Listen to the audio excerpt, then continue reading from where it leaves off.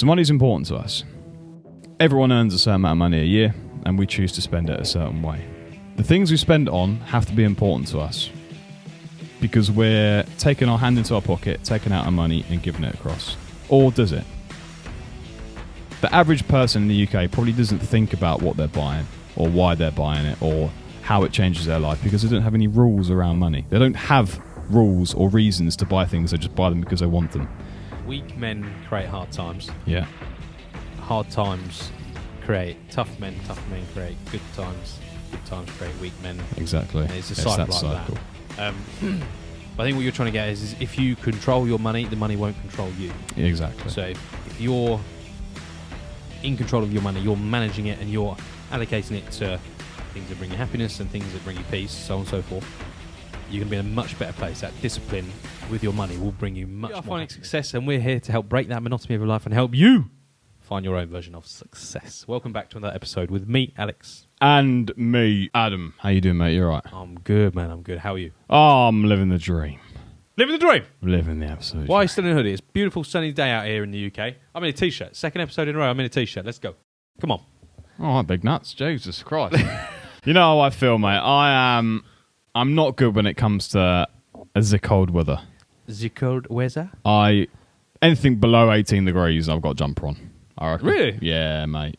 I can't do it. When you travel, what do you set the aircon to in your room? It's 21, 22. Really? Sometimes I don't turn it on. Fair. Only because it's bad for you, isn't it? Sometimes. Japan, I didn't turn it on. Airport, yeah. America, I don't turn it on. Australia, I didn't turn it on. You did? Saudi, I didn't turn it on. No, that's a lie. You must. Shag. I'm telling you did in Saudi. Saudi? Yeah. Our hotel was cold as balls. The general air conditioning. Yeah. So you honestly, you walk into your room and it's cold. I just turn the aircon off and it's cold in the room. Bahrain's the same. Oh, interesting. So I just try not to have the aircon on at all. If I do need it on, then I will turn it on, but it'll be 22, 21 degrees or something. I didn't have it on in Japan, but I think it's because I did the first cold. 2 nights. It was cold in Japan. I know, a lot of people in trousers, weren't there? Yeah. Unbelievable. Not single sleeve boys if they're doing that. Nah. I don't like trousers. No, not trousers. But yeah, I didn't in Japan. Mainly because it was a very old system. Oh, okay. And I didn't trust it. Like the first 2 days I had it on and I was ill for the rest of the week. Yeah. I just turned it off. I could only put it down to that. I don't. Maybe it was a little bug going around, a little 72-hour bug, but I put it down to the aircon. I turned it off and I started sleeping better. Yeah. But bear in mind, you've been in Bali, so you're in probably 30-degree heat as well. You're used to sleeping in that. Yeah. So I'll tell you what, Bali was tough. Like I had to, middle of the day, 1, 2 o'clock, I'd just go to the room in the aircon to cool down. Yeah. Have a good drink, get out of the heat stroke phase or getting close to it, and then I'll carry on for the rest of the day. But as soon as you open your door, because it was a really interesting hotel in Bali, it was sort of like an open air hotel. So like you just walk in straight off the street into reception. There's no doors or it's just a desk underneath the building, and you just go up some stairs and there are just rooms everywhere. You just go as soon as you're in the room, they're in a locked room and it's aircon. But I just remember every time you'd open the door, you get hit by that humidity, cold. Yeah. just ouch. Yeah. Can't remember what we're talking about now. We were just talking about travelling. Aircon. Yeah. What were we talking about this week? Well, actually, I'll tell you. Tell me, Dodds. What are we talking about this week? So I had a conversation the other day, and we were speaking about money in general. Money. Now, this guy, he's a good friend of mine, but he has an expensive lifestyle. He likes to have the finer things in life. And it got me thinking, because once upon a time, we were like that as well. We had to buy the brands, we had to buy the nice shoes, the watches, the nice aftershave, the nice car, so on and so forth. We had to have a look about us that we felt comfortable in. Now, there is so many memes and pictures and so on and so forth going around social media about, buy this, just makes you feel better. Buy these shoes and make you 2 inches taller and this, that, and the other, right? But 9 times out of 10, I watched a video and it was like a middle-aged man, 55, big as balls, getting out of a Bugatti Chiron in Monaco, and all he had on was swim shorts and a T-shirt in white and his flip-flops. And the bloke's like, it wasn't set up or anything, it was out of a hotel. That's a famous hotel. Hotel de Paris. Yeah, that thing. Casino. Getting out of there in his Bugatti and walking into the hotel. And it's like, if he doesn't really care what he looks like on a day-to-day basis, he's not going for a business meeting. Maybe he's just going to the hotel to sleep in, or maybe he's meeting his friends or something for an afternoon lunch. But he's not really worried about what he's wearing or what he's looking like. He's just chilling in his everyday clothes and stuff. Why should we feel the need to spend this amount of money on brands that we don't necessarily need? And that's how we sort of come off the brand of being the brand whores. We're just like, right, well, a t-shirt's a t-shirt. It's black, it's white. It's doesn't have Versace on it or Gucci. It's just a t-shirt that we can use and wear. And we had this conversation and we continue going with it. And I'm like, I guess that means it's important to him. So then I put into perspective is it really important to you? Could you live without those brands if you had to? And he was like, yeah, of course I could. I'll just buy River Island t-shirts instead. And then I got into the fact of investing and stuff. And then we rambled on a bit. But the point is, money. We all earn money if you have a job. We tried to find ways of earning more money because we all like money. And we also like spending money, but we like accumulating money. Everyone does. If they say, oh, no, I do it because I love it. Yeah, I'm sure you love it, but you also like earning money from it as well. Otherwise, you probably wouldn't be doing it, right? So money is important to us. Everyone earns a certain amount of money a year, and we choose to spend it a certain way. The things we spend on have to be important to us because we're taking our hand into our pocket, taking out our money, and giving it across. Or does it? The average person in the UK probably doesn't think about what they're buying or why they're buying it or how it changes their life because they don't have any rules around money. They don't have rules or reasons to buy things. They just buy them because they want them. We had a podcast a few months ago now about buying stuff and leaving it in a basket. And it truly, if you really can't stop thinking about it, then go and buy it. But 9 times out of 10, if you go, do I really need it? Nah, I don't really need it. It's pointless. These pair of shoes don't really make my life any difference. So get rid of them. But I think we should all have money rules. And again, we've set so many examples of reasons to have money rules and why, and we can go into the little bank account structure splits in a minute. But I'll tell you what, how much money should we spend on living? This is rule number 1. How much money should we spend on living? Roughly. Let's set up our bank account. How much money are we going to spend on living, roughly? Ideally, less than 50%. Okay. But in these times, these tribulating times, whatever you want to call them, you're probably looking around, let's say 60, 65%. Okay, 60%. So we'll go 60%, okay? So you've gone 60% to live. Of your income. Of your income. If you're earning salary. And yeah. What we're going to spend on investing. Because these are things that are important to us now, not to everyone else. This is important to us. This is what we're going to be talking about. How much are we going to spend on investing per month, percentage-wise? You'd want at least 20, I think. Okay, so now we're 80%. Yeah. So we've got 80% of this isn't working very well. 80% of our income gone, bang, done. Yeah. 60% on living, 20% on investing. Where's the 20% going? For me personally? Yeah, for you personally. I mean, these are your rules. This is you. Oh, I thought we were talking about generic. No, this is your rules. Oh, well, I don't. My living costs less than 50%. My living costs, I don't know, percentage-wise. It's less than 25%. Yeah, banging. It's lush. Yeah. Okay, but let's just go from 60, 80. Okay. So 80 with 20% investing. It's going to be on what counts as living? Bills, food. That's it. Yeah. No phone. You can live without a phone. It's a luxury. Haircuts. You can cut your own hair.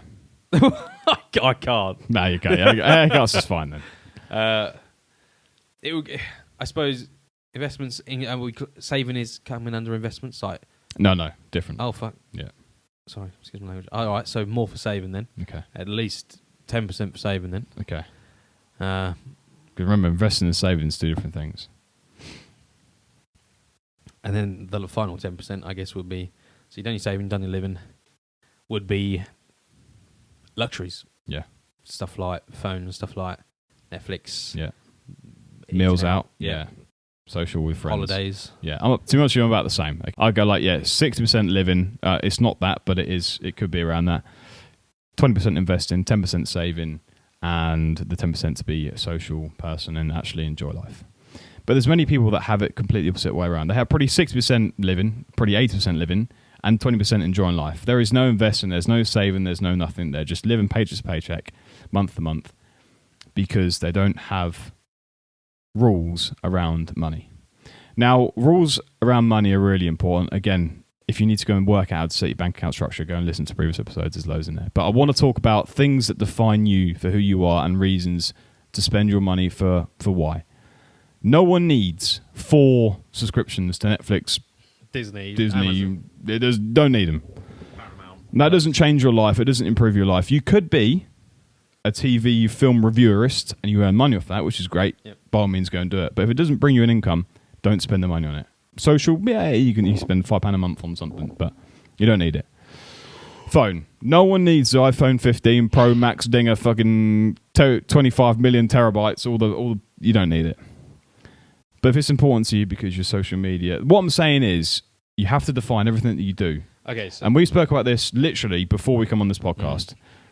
You and me had a conversation about I really want to dial in every single pound that I spend and I want to find out why I'm spending it, how I'm feeling with it, and you've got a spreadsheet for it now that you're going to start entering stuff into. Because you want to understand where all your money is going and for a social aspect so you can save even more money. Exactly. Or just control more money. Control more money. I've got a very good savings and investments, but I want to be able to control more to allocate it to other areas. This is the thing. Because that isn't necessarily so important to you, the saving money and allocating it into certain areas are. And I can guarantee you 9 million % that the area that you're going to allocate it into is one of two things. It's going to be a house or it's going to be investments. Yeah. Because why? That's important to me. Because it's a money rule that you have. Yeah.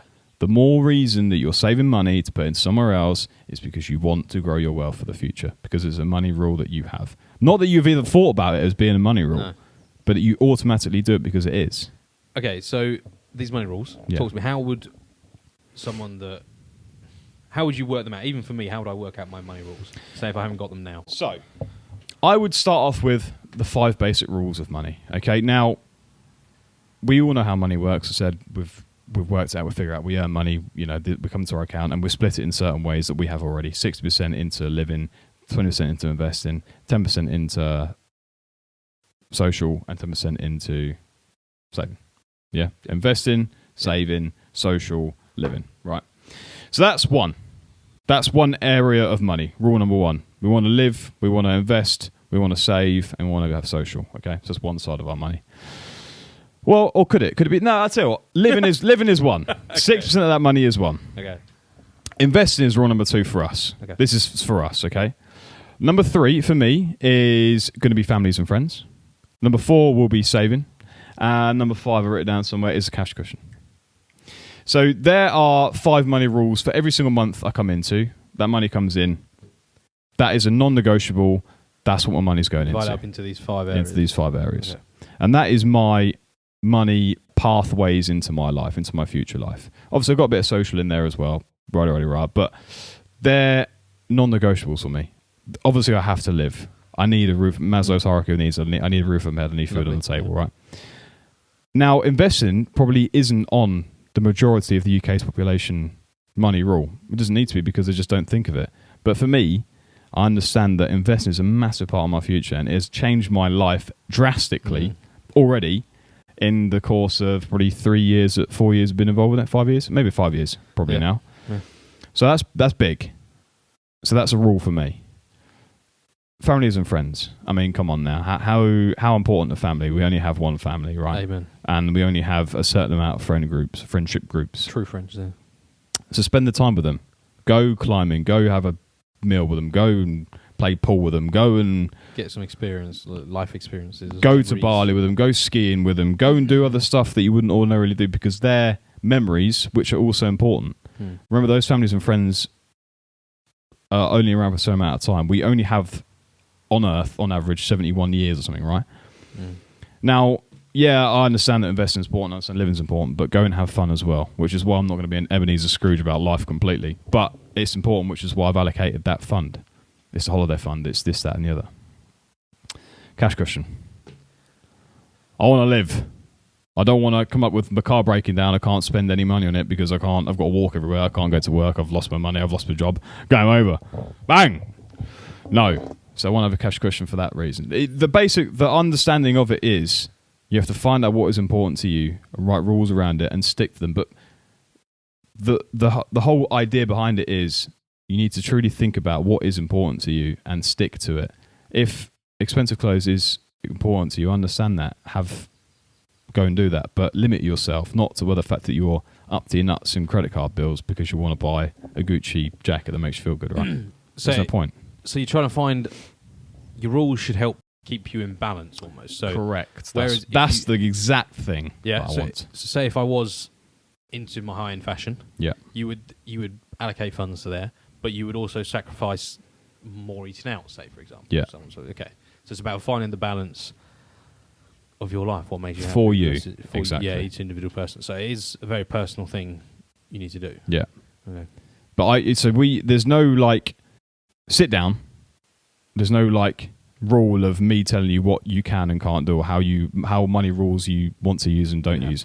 Some people don't have family, some people don't have friends, but they have all this money that they want to spend on themselves. So go and spend it on yourself. I can't write these rules for you. But the main important thing, and the point I'm trying to get to is it should be for you.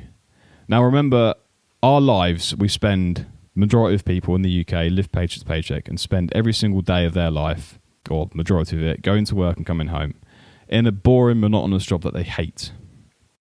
By listening to this podcast, by doing what we do, we're creating a piece of our life that we actually enjoy doing because it's for us. It's one of our money rules. So find something that you enjoy and dedicate yourself to that. It doesn't have to be making money for yourself. It doesn't have to be investing, but it's something that you enjoy doing, which is why you allocate a portion of your income to that on hobby. One of the easiest things you can do to allocate an income to, but to actually have fun. Motorbike, for instance. It's just to get away from your day-to-day life. I'm not saying everyone needs to have that, but a lot of people do need that because it actually makes them enjoy life and makes life worth living. Family make life worth living. Friends make life worth living for. So sit down, just have 5 minutes to yourself after a day and just think about what is truly important to me. Is investing important to me? No, I don't need that in my life. I can't be asked. Fine. I'm not going to tell you to go and invest. You don't have to if you don't want to. But if it is, do some research on it. Motorbikes, just have a sit down and think about what you want and write rules around it. But live your life by those rules. Because when you live your life by rules, you will find your life to be a hell of a lot easier, right? We're not talking about this, I can't remember the saying, but it's like soft minds, hard life, great tough minds. I'm gonna butcher it. I don't want to butcher it. Oh, I'm not gonna get it right either. But it's weak men create hard times. Yeah. Hard times create tough men create good times create weak men. Exactly. And it's a cycle like that. But I think what you're trying to get is if you control your money, the money won't control you. Exactly. So if you're in control of your money, you're managing it and you're allocating it to things that bring you happiness and things that bring you peace, so on and so forth, you're going to be in a much better place. That discipline with your money will bring you much more happiness than it will do you just being free and doing what you want with it. Yeah. It's like training dogs. Like a lot of people think dogs are happier just doing what they want to do, like going crazy, sniffing everything they want to sniff. But actually a really well-trained dog that's like so obedient that you're its master, it's in love with you, all that sort of stuff, they're much happier because when they're told be free, go and do your own thing, that's the best time in life. They get to play with the tennis ball. That tennis ball's the best thing in the world. And as soon as it's called back to go, I've got a job to do, I've got to impress this person. It's being disciplined is being free. Yeah. Like, do not succumb to, you're not being controlled by the world around you, you're controlling your world. That's great. So it's the same thing. I think if you That's right. use your money rules to control your world, you'll be a much happier, much more free person. Absolutely. Being able to do things you want. Say if you are into clothes, you are into super yachts, you are into holidaying around the world, skiing, snowboarding, whatever you want to do. Like, if you have that discipline in day-to-day money rules, listen to your money rules, you can enjoy life much more. Yeah, exactly. It's like, I've got a lot of Jocko Willick in my head, Jocko Willink in my head. He's like screaming, just be disciplined. Yeah. And you will be free. You know what I mean? And the reason you create rules behind that is to have that disciplined life. Simple. Perfect. I love the finish. That was brilliant. Anything else? No. Facebook, Instagram, Twitter, link down below. Don't forget to rate, subscribe, and share this podcast. Help this podcast get out there, speaking up the world. Take care, guys. Have a good week. And we'll see you next time. Bye-bye.